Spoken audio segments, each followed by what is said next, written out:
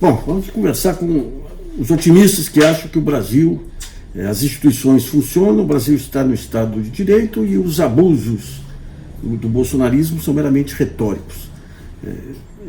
Tem cego, o pior cego é o que quer ver, como se dizia, né? O país ele está caminhando a passos largos aí para um modelo fascista. Você vê os abusos, as explosões de violência que explodem em todas as pontas. Aí você vê um Supremo Tribunal Federal em que você tem algumas pessoas, alguns ministros claramente antidemocráticos, anti o voto popular, Barroso, Fachin, Fux, por trás dessa discussão sobre punitivismo ou não punitivismo, reflete essa interferência no judiciário, né? O judiciário na política, que começou lá atrás com o impeachment, mas o ano passado, quando o Barroso tentou proibir o indulto natalino, que é uma atribuição do presidente da República, você vê que a megalomania e a irresponsabilidade em relação à democracia já tinha chegado e corrompido a Suprema Corte, né? Eu recomendo uma leitura para vocês do último livro do Leonardo Avitzer. Ele faz uma avaliação, o que ele usa para o Brasil não é bem o golpe de Estado, né? É o movimento pendular. Ele fala desde 46, você tem movimentos pendulares, períodos democráticos. Nesses períodos democráticos você tem um avanço da cidadania, você tem a pressão do voto, né? O pobre votando induz o governante a trazer políticas para a área social, que é justamente um apanágio da democracia. Mas à medida que isso vai avançando, vai criando resistências na elite. Essa questão do orçamento, o orçamento é para pagar juros, o orçamento é para dar benefícios fiscais, o orçamento não é para pobre. Daí você vai criando aquele clima de confrontação que até resulta em a volta do pêndulo em direção à ditadura.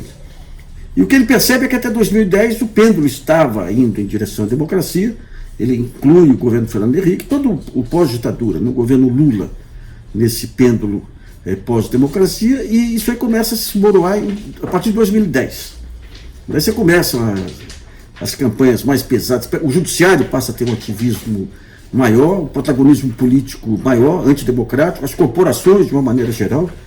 O Ministério Público perde aquele veso democrático dele de posse constituinte e passa a afrontar a política, até que você tem o golpe do... Ele tem dois episódios que ele coloca bem lá, uma lei da ficha limpa, é um absurdo, não é porque nós avisamos, é um absurdo. A partir de julgamento de segunda instância, a pessoa está com os direitos políticos cassados. Você deu um protagonismo político para o judiciário para interferir na política sem tamanho. E o caso mais expressivo foi Jackson Lago, um pouco antes, lá no Maranhão, que o pessoal do Sarney conseguiu tirar do governo em cima de acusações sem fundamento, né? E ele alerta para esse papel terrível da justiça eleitoral, que se confirmou hoje aí com uma sentença absurda de uma juíza federal, uma juíza eleitoral lá de Belo Horizonte, condenando o Fernando Pimentel a 10 anos de prisão por lavagem de dinheiro em cima de financiamento de campanha. E nós tivemos um outro episódio nas eleições aí, em que 10 ou 12 universidades federais foram invadidas pela polícia militar a mando de juízes eleitorais que tinham combinado a ação aí pelo WhatsApp. Então nós temos todos esses pontos, mas o ponto central é não deixar passar em branco essa quebra de decoro dos parlamentares em Brasília. Isso aí é veneno na veia, da democracia, permitir que o sujeito, uma assessora, agrida uma deputada eleita pelo povo. Se fosse o oposto, seria a mesma coisa. Se tivesse algum assessor do PT agredindo algum deputado, algum parlamentar de direita, seria a mesma coisa. É uma ameaça à democracia. Então, quem vai atuar?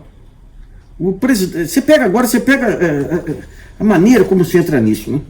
Eu estava vendo esse Davi Alcolumbre. O Davi Alcolumbre, ele foi eleito com o apoio daquele senador do PSOL, Randolfo. Randolfo foi o sujeito que apoiou a Lava Jato até o final, depois apoiou o Davi Alcolumbre. sabia que no Senado a única pessoa capaz de colocar uma blindagem, uma barreira contra o arbítrio de Bolsonaro seria Renan Calheiros. Então ele faz isso em cima do Davi Alcolumbre. O Davi é o sujeito que está ajudando a avalizar aí todas as medidas antissociais e arbitrárias do governo. E daí você pega hoje o senador Randolph fazendo pregação contra os absurdos, contra os abusos. Então tudo isso vem de uma falta de tradição do que é democracia, né? De uma falta de tradição dos valores. A hora que você entra numa guerra contra o inimigo, vale tudo contra o inimigo. Então nesses momentos aí você tem que, não pode tergiversar. Eu não sei mais o que esperar do Senado. O Senado do Supremo. Esse livro do Asvitra, ele é muito instigante porque ele mostra, digamos, essa vocação antidemocrática das corporações se ampliando à medida que vão ganhando força e não há reação do lado democrático, como ocorreu no período Dilma, que foi enfraquecido aí pelas jogadas de Eduardo Cunha, pelo próprio isolamento dela, pelo republicanismo que até hoje eu não entendi, o republicanismo que impedia de usar até as armas legais de um presidente da República, né? Então você vai dando esse espaço e agora o que nós temos? Esse caso do Carlos Bolsonaro, que eu tenho comentado aqui, a infiltração do bolsonarismo nas instituições, o que você não tinha com o PT.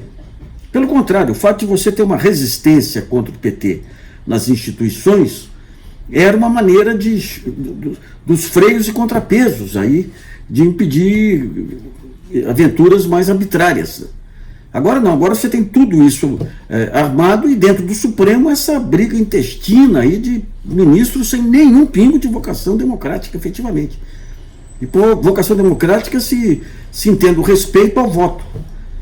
Então tudo isso leva a importância desses pactos que vão ter que aparecer aí pela frente para impedir esse desmanche. Eu sei que é movimento pendular, mas até que o pêndulo volte para a democracia, é muita gente que vai se afogar, muita gente que vai morrer, muito negro em periferia, muito jovem sendo assassinado, são os direitos sendo atropelados, né? Aliás, a falta de respeito pelos direitos individuais no Brasil é uma dessas marcas apontadas aí pelo Leonardo aí no seu livro, né?